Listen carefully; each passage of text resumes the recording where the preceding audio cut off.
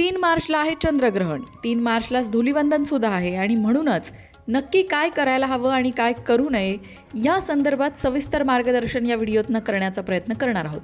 मंडळी, सगळ्यात महत्त्वाचा प्रश्न आहे की 3 मार्चला धुलिवंदन आहे आणि चंद्रग्रहणही आहे, तर रंग खेळायचे की नाही? तर 3 मार्चला ग्रहणामध्ये रंग खेळायचे नाहीत. रंग तुम्ही 4 तारखेला खेळू शकता. आता अनेकांचा असा प्रश्न होता की ग्रहण दुपारनंतर लागतंय, तर त्याच्या आधी आपण रंग खेळू शकतो का 3 तारखेला? तर ग्रहण जरी दुपारी लागत असलं तरी वेध जे आहेत ग्रहणाचे, ज्याला ग्रहणाचा सूतक काळ म्हटला जातो, तो मात्र 3 तारखेला सकाळी सूर्योदयापासूनच सुरू होतोय. त्यामुळे 3 तारखेला रंग खेळता येणार नाहीत. 3 तारखेला सकाळीही नाही, दुपारीही नाही आणि संध्याकाळी तर नाहीच नाही.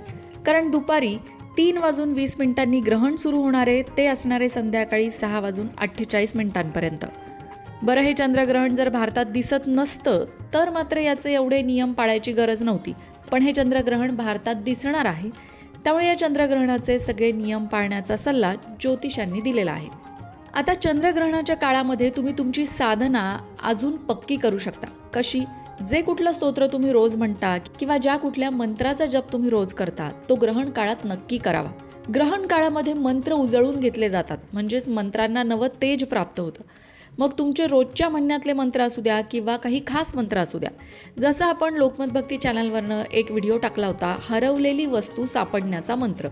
हा मंत्र तुम्ही ग्रहण काळात जर म्हटलात तर या मंत्राला तेज प्राप्त होतं आणि तुम्हाला हवं तेव्हा तो मंत्र तुम्ही म्हणू शकता, वापरू शकता आणि तुमची कार्यसिद्धी करू शकता. अशाच प्रकारचे अनेक मंत्र असतात, साधनेतले मंत्र असतात. त्या सगळ्या मंत्रांना ग्रहण काळात नक्की जपावं. स्तोत्रांचं पठण ग्रहण काळामध्ये नक्की करावं. त्यामुळे त्या मंत्रांची शक्ती वाढते, स्तोत्रांची शक्ती वाढते, असं पारंपरिक दृष्टिकोनातून सांगितलं जातं. आता अनेकांच्या मनात असाही प्रश्न आला असेल की चंद्रग्रहण तर आहे, एक साधी खगोलीय घटना आहे, त्याचा एवढा मोठा बाऊ करण्याची काय गरज आहे? किंवा चंद्रग्रहणात हे करू नये, ते करू नये असं का सांगितलं जातं? हा जर तुमचा साधा सोपा प्रश्न असेल तर त्याचं उत्तर सुद्धा साधं सोपं आहे. ज्योतिषशास्त्रानुसार चंद्र हा मनाचा कारक ग्रह आहे, म्हणजे मनावर चंद्राची सत्ता असते. मन आपल्या चंद्रासारखंच चंचल असतं, कारण चंद्र कसा रोज वेगवेगळ्या कलांनी बदलत जातो. अमावास्येला वेगळा, पौर्णिमेला वेगळा. तसंच आपलं मन असतं, कधी उदास, कधी आनंदी, असे वेगवेगळे आपल्या मनाचे सुद्धा भाव असतात, कला असतात. म्हणून चंद्राचा आणि मनाचा जवळचा संबंध आहे. मनावर चंद्राचं अधिराज्य असतं असं म्हणायला हरकत नाही. चंद्राच्या कलांचा परिणाम हा समुद्राच्या पाण्यावर होतो. समुद्राच्या पाण्याला चंद्रामुळे भरती आणि ओहोटी येते, हे तर सगळ्यांना माहिती आहे. मग विचार करा, आपल्या शरीरात 70% पाणी आहे. मग आपल्या मनावर, आपल्या शरीरावर चंद्राचा परिणाम होत नसेल का? अर्थातच तो होतो. शरीरावर होतो तसाच मनावरही होतो. आणि म्हणून चंद्रग्रहणाचा जो काळ आहे त्या काळामध्ये मनाला स्थिर ठेवणं अत्यंत गरजेचं असतं. आपल्या हातून कुठलंही चुकीचं कार्य होऊ नये किंवा आपलं मन अस्थिर होऊ नये, यासाठी चंद्रग्रहणाच्या काळात जपजाप्य, पूजा, साधना करायला सांगितली जाते. आता या बाबतीत कोणतीही अंधश्रद्धा बाळगण्याची गरज नाही, पण श्रद्धेने आपण आपली साधना नक्कीच उजळून घेऊ शकतो. जेवढे जमतील, जसे जमतील तसे नियम नक्कीच पाळू शकतो.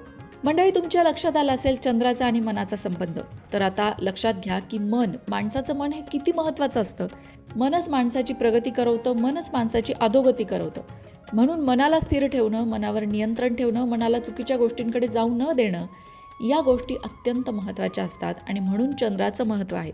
आणि चंद्राला जेव्हा ग्रहण लागतं तेव्हा आपल्या मनाला स्थिर करण्यासाठी आपण साधना, उपासना करणं गरजेचं असतं. आता पंचांगामध्ये राशीनुसार सुद्धा या ग्रहणाची फळं दिलेली आहेत.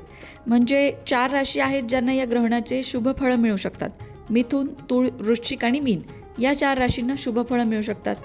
पण 4 राशींनी मात्र सावध राहायचे: वृषभ, सिंह, कन्या आणि मकर. आता यांच्यासाठी अनिष्ट फल सांगण्यात आलंय, म्हणजे घाबरून जायची गरज नाही. अनिष्ट फल म्हणजेच काय? मानसिक त्रास, मानसिक तणाव, यातून तुम्ही जाऊ शकता. त्यावर उपाय म्हणजेच काय? तर ग्रहण काळामध्ये मन स्थिर ठेवण्यासाठी साधना, उपासना करणं, स्तोत्रमंत्रांचं पठण करणं हा साधा सोपा उपाय आहे. मित्रांनो, शेवटी प्रत्येकाचा दृष्टिकोन वेगळा आहे. ज्योतिषशास्त्र हे अतिशय सखोल शास्त्र आहे. या शास्त्रामध्ये आपल्या मनाचा, शरीराचा, आपल्यामध्ये असणाऱ्या गुणांचा, दुर्गुणांचा, सगळ्या गोष्टींचा विचार करण्यात आलेला आहे आणि आपला आणि ग्रहांचा संबंध सविस्तर सांगण्यात आलेला आहे. या सगळ्या गोष्टींचा उपयोग आपण आपल्या आयुष्यात उन्नती करण्यासाठी नक्कीच करून घेऊ शकतो. याबद्दलचं तुमचं मत काय आहे? कमेंट करून नक्की सांगा. अशाच प्रकारच्या माहितीपूर्ण व्हिडिओंसाठी लोकमत भक्ती चॅनलला सबस्क्राईब करा आणि बेल आयकॉनवर सुद्धा क्लिक करा, म्हणजे आमच्या नवनवीन व्हिडिओचं नोटिफिकेशन तुम्हाला मिळत राहील. तसंच योग्य आध्यात्मिक मार्गदर्शनासाठी लोकमत भक्तीच्या फेसबुक पेजला फॉलो करायला विसरू नका.